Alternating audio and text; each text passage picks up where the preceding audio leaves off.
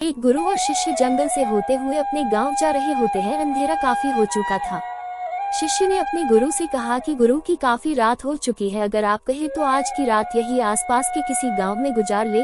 गुरुजी ने अपना सर हिलाया और वो आसपास के गांव में एक छोटे से घर के पास जाकर रुके। अब जैसे ही वहां गए तो गुरुजी के शिष्य ने दरवाजा थकाया। उस घर से एक गरीब आदमी बाहर आया तो गुरुजी ने बोला, हम अपने गांव जा रहे थे लेकिन काफी रात होने की वजह से हमने इसी गांव में रुकने को सोचा। क्या हम आज रात आपके यहाँ रुक सकते हैं? गरीब आदमी बोला, हाँ क्यों नहीं, आप दोनों अंदर आ जाइए। अब जैसे ही गुरुजी अंदर गए उन्होंने देखा कि उस आदमी के घर में बहुत ज्यादा गरीबी थी। गुरुजी ने उससे पूछा कि आप काम क्या करते हो? वह गरीब आदमी बोला कि मेरे पास बहुत सारी जमीन है। तो गुरुजी ने बोला, अगर तुम्हारे पास बहुत सारी जमीन है तो इस तरह से क्यों रह रहे हो?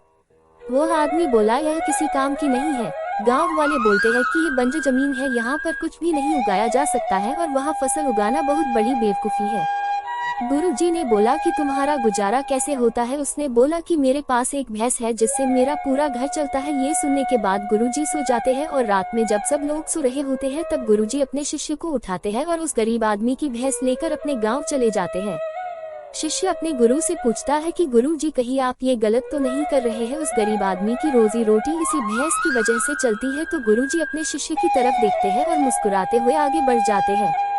उस बात को तकरीबन 10 साल गुजर जाती है और जो गुरु का शिष्य था वह बहुत बड़ा गुरु बन चुका था। तो एक दिन उन्हें उस गरीब आदमी की याद आती है कि मेरे गुरु ने उस आदमी के साथ अच्छा नहीं किया था, मुझे एक बार चलकर देखना चाहिए कि वह आदमी अब किस परिस्थिति में है।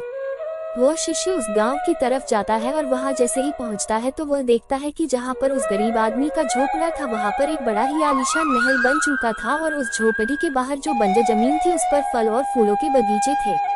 तभी उधर से उस घर का मालिक आता है। शिष्य उसे पहचान लेता है और उस आदमी को बोलता है, तुमने मुझे पहचाना? मैं अपने गुरु जी के साथ आया था, हमने एक रात के लिए आपके यहाँ रुके भी थे।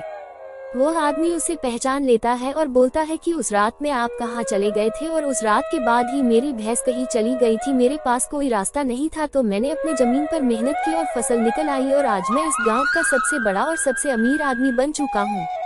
ये सुनने के बाद शिष्य के आंखों में अपने गुरु जी के लिए आंसू आ गए और उसे ये बात अब समझ आई और वो रोने लगा। इस कहानी से हमें ये सीख मिलती है कि हमारे अंदर ऐसी बहुत सी टैलेंट छुपी हुई है लेकिन हमें कोई ना कोई चीज रोक कर रखी है। वो आपके फैमिली वाले भी हो सकते हैं, आपका जॉब भी हो सकता है, कुछ और भी हो सकता है। देखिए, आपके पास भी तो भैंस की जैसी कोई दूसरी चीज तो नहीं है जिसने आपको आगे बढ़ने से रोक कर रखा है।